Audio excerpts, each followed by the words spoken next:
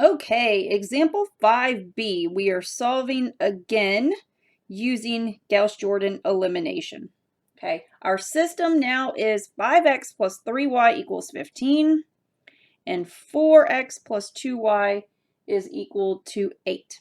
Okay, first step, write down the augmented matrix. Okay, so our first matrix, we're just going to write down the numbers that we see. So in the first equation, there is a 5 in front of x, a 3 in front of y, a 15 on the other side of the equal sign. Okay, and then the second equation, there is a 4 in front of x, a 2 in front of y, 8 on the other side of the equal sign. Okay, so that is your initial augmented matrix. Okay, we start operating on it. Okay, so we're going to use our 3-row operations where you can switch any 2 rows. You can multiply or divide any row by a non-zero number, or you can replace a row with its sum with a multiple of another row. Okay, those are the only things you can do, and your goal is to make the matrix look like this, where you have the identity matrix on the left side, okay, and then just numbers on the right side, okay. So here we go. Again, we're going to do this as a systematic process. We do it column by column. We will begin with the first column, okay, and we need to get the 1 on the principal diagonal, okay, so the 5 needs to change to a 1, okay. Switching 2 rows doesn't do anything for us, because if we switch the rows, that would put a 4 here instead of a 1, okay. We might say, okay, well, I can multiply or divide a row by a non-zero number, so maybe if I divide by 5, okay, if I divide by 5, yes, that will put a 1 here, okay, and you can do that, but the drawback is if you divided this whole row by 5, you would get 1 3/5 3. So you're going to end up with a fraction, okay?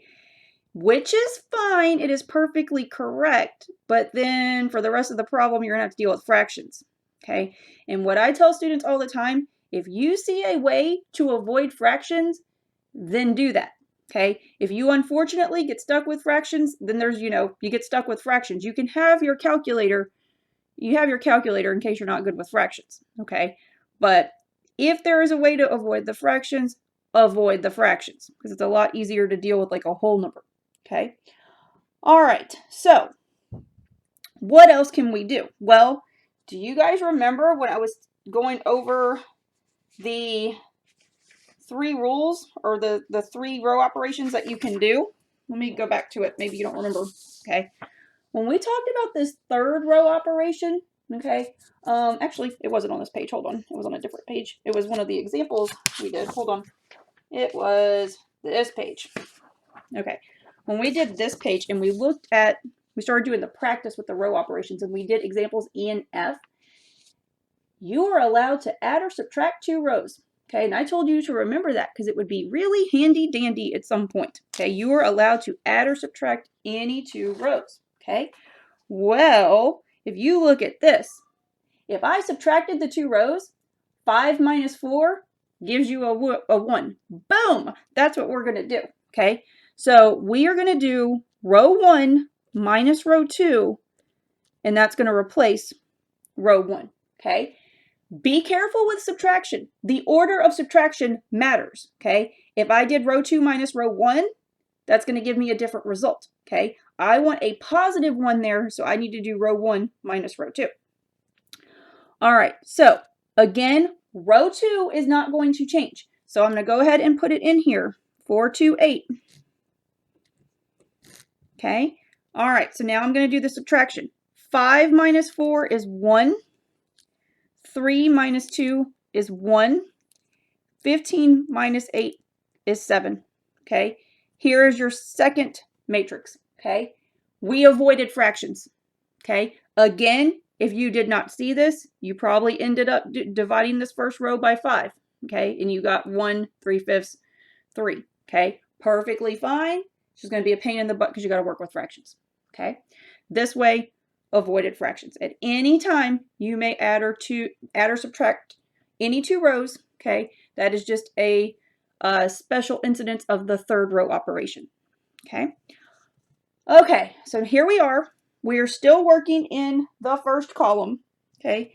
I've got my 1 on the principal diagonal, but now I've got to 0 out the rest of the column. So I need to change that 4 into a 0.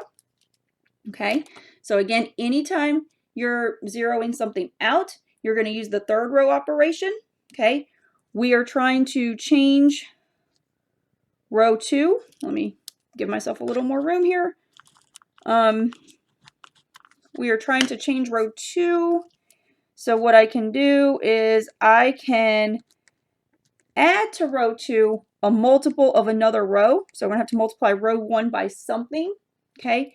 Well, what should I multiply by? Use this 1 that you just put in place. Okay. This is positive 4.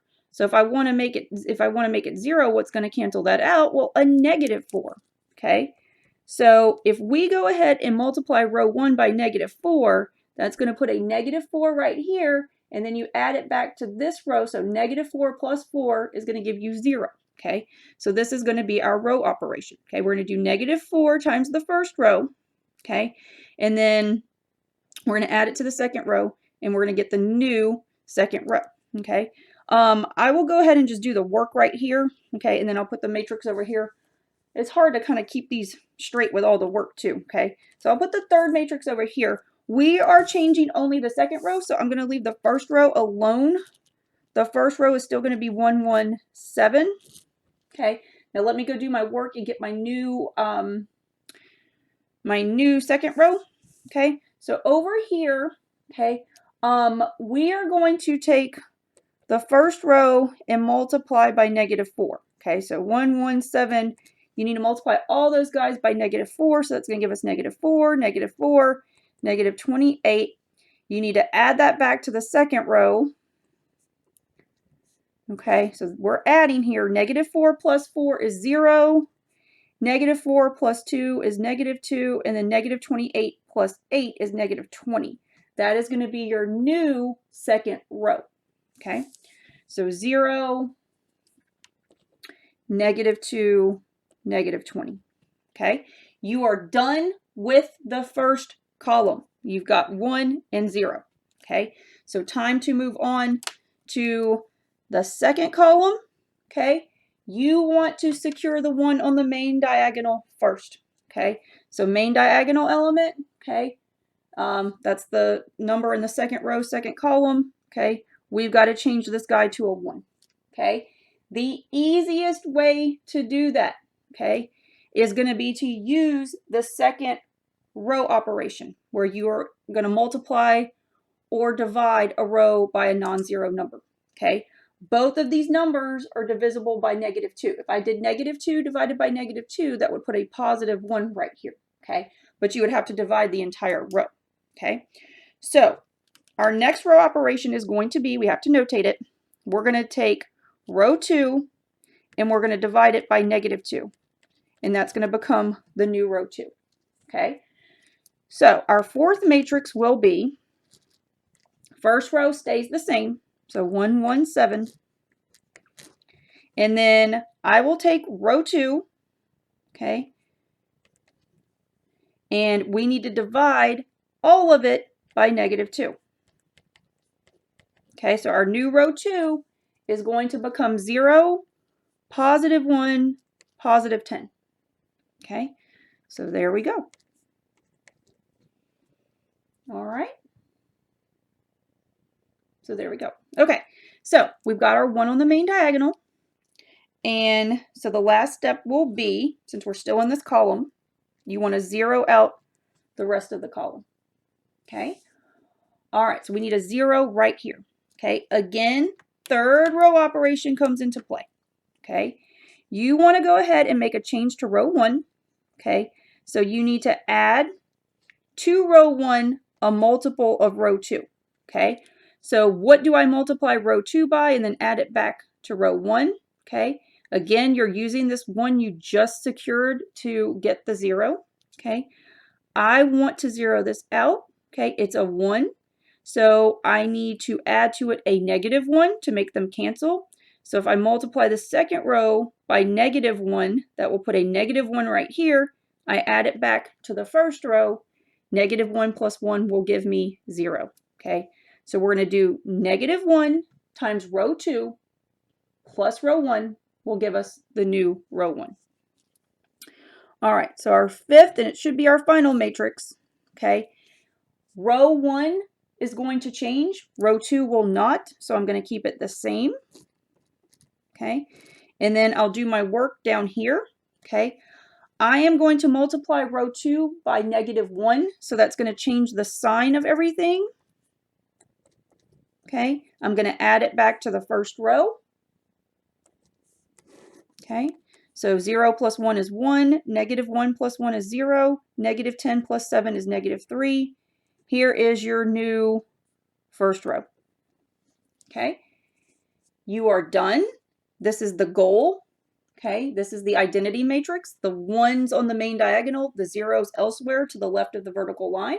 Okay, so you stop and interpret the solution. Okay, since you are able to achieve the identity matrix, that means there is a single XY pair that works as the solution to our system of equations. Okay, so remember, okay, you can write this back out as a system of equations. You don't have to. Okay, but remember, these are the numbers in front of this first column. Those are numbers in front of X. The second column, numbers in front of Y. Okay, and then you've got your equal sign.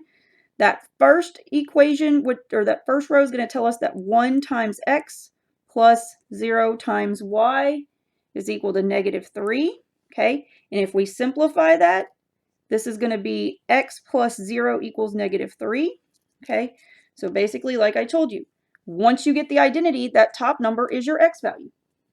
Okay, and then if you translated the second row, you would get 0 times X plus 1 times Y, okay, has to equal +10.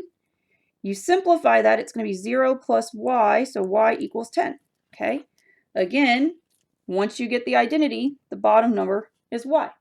Okay, so the actual solution to the problem is the XY pair that makes both of these true. Okay, so your solution is going to be your X value has to be -3. Your Y value has to be 10. Okay. All right. And again, you can check yourself to make sure you're right. Okay. 5 times -3 is -15. Plus 3 times 10 is 30. So -15 plus 30 is +15. So that one checks out, the first equation. Okay. It has to work in the second equation as well. 4 times -3 is -12. Plus 2 times 10 is 20. -12 plus 20 is +8. Okay, so that is correct. Okay. All right, let's do another one.